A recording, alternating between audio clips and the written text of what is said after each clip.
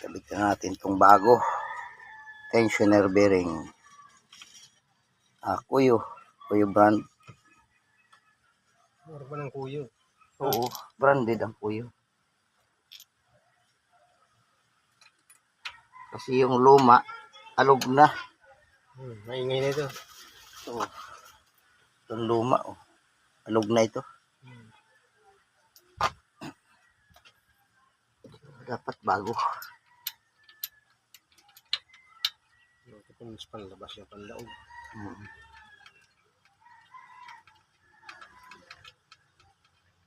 So, itong spring niya, ito ang mag-ihigpit ng tensioner bearing. Sabit ito dito. Yan. Torse.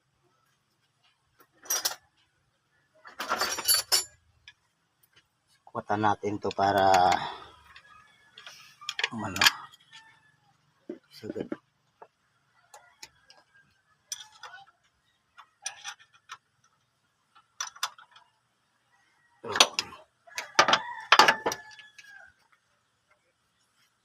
Timing belt. Yan.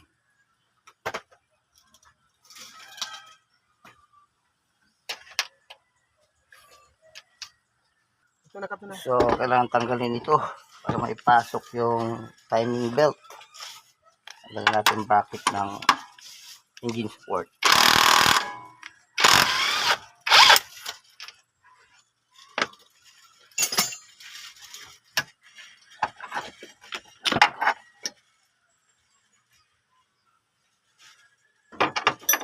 Parakita ko sa mga nagagawa ng mga aeroplano, yung mga rubber bushing. Sa mga urag ha, timirada, malinigo na timirada. Oo. Maluma yung mga, matibay pa. So, ito na. Kabang na yung belt. Dito na tayo sa sprocket.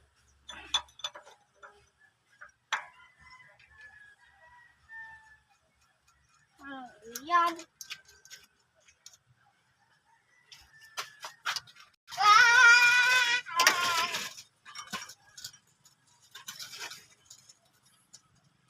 Huwag ka sa mainit. So, lagyan natin ng alcantara na socket para di sumabay ang gear, ang camshaft.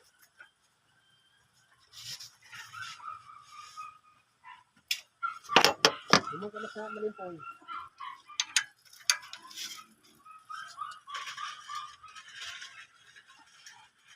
Alright.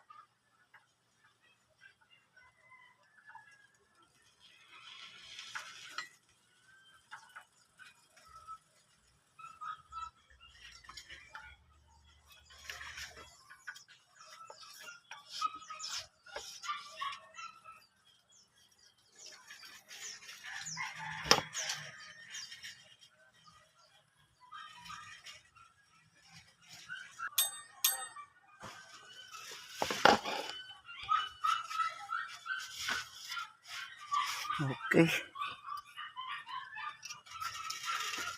Ngayon ay i-release ko itong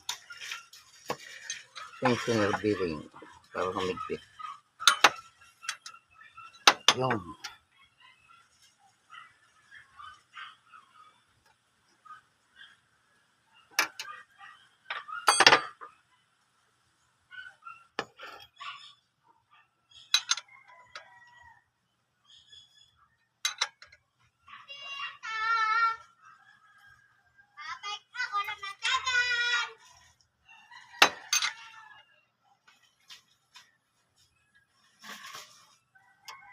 so, hindi pwede kalimutan ito. Kasi pag wala ito, spacer, lalabas yung timing belt. Pagkabit nito, pag ganito, pwede pa ganyan, tatama sa timing belt. So, ito dapat.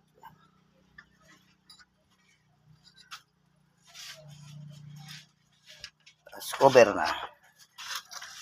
Timing cover.